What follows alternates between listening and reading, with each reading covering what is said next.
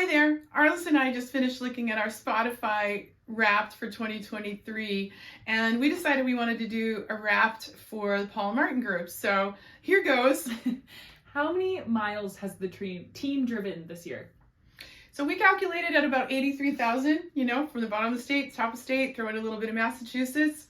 How many offers team written? Team wrote around 87 offers this year. Yep, that's a lot. And then how many people did we have most at an open house? So I think 76 was the most at a 2-hour open house that we had. And of that, we received like 32 offers. We had cars up one side, down the other side. It was a very busy day. And we're kind of known for matching occasionally.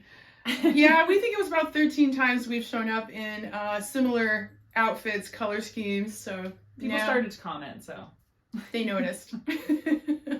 And how many showings in one day? Who gets the prize? I think I did 8 showings in about 10 hours for my longest day, somewhere in April.